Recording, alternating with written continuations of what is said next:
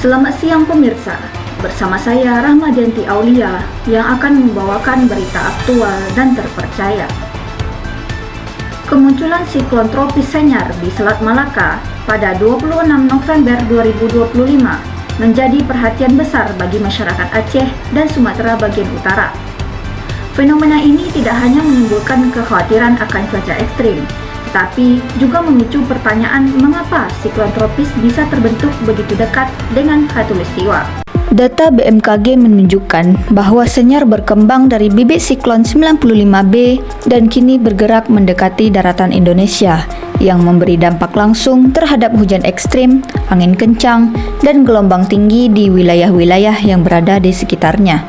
Menurut analisis BMKG pada pukul 7 waktu Indonesia Barat, posisi awal Senyar sekitar 90 km di sebelah timur tenggara Lok Semawe dengan kecepatan angin maksimumnya mencapai 43 knot atau sekitar 80 km per jam dan tekanan udara pusat 998 hektopascal.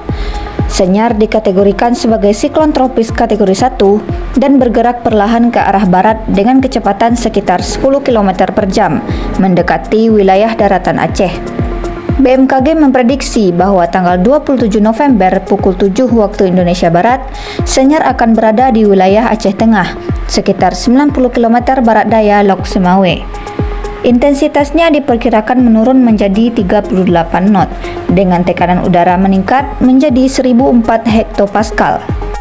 Meski tekanan bertambah dan angin melemah, kedekatan posisi siklon dengan daratan Indonesia membuat sistem ini tetap berbahaya. Hujan ekstrim dan angin kencang akan terjadi bahkan ketika pusat siklon mulai melemah. Masyarakat di wilayah Aceh, Sumatera Utara, Sumatera Barat, dan Riau perlu meningkatkan kewaspadaan terhadap potensi bencana hidrometeorologi yang terjadi akibat Senyar. Fenomena terbentuknya siklon tropis yang sangat dekat dengan Aceh jarang terjadi. Secara teori, siklon tropis membutuhkan jarak minimal sekitar 5 derajat lintang dari khatulistiwa untuk bisa tumbuh. Karena gaya Coriolis menjadi sangat lemah bila terlalu dekat dengan garis ekuator. Senyar terbentuk pada posisi 5 derajat lintang utara, berada tepat di ambang batas minimal di mana rotasi masih mungkin terbentuk. Kondisi saat itu sangat mendukung bagi pertumbuhan bibit 95B menjadi siklon.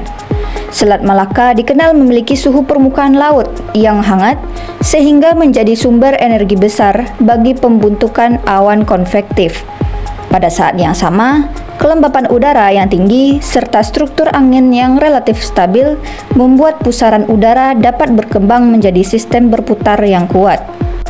BMKG mencatat bahwa Senyar membawa dampak signifikan bagi cuaca Indonesia. Wilayah Aceh dan Sumatera Utara diperkirakan mengalami hujan sangat lebat hingga ekstrim dalam 24 jam ke depan, dengan potensi banjir bandang dan longsor di daerah rawan. Sementara Sumatera Barat dan Riau juga akan merasakan hujan sedang hingga lebat sebagai efek tidak langsung dari sirkulasi Senyar.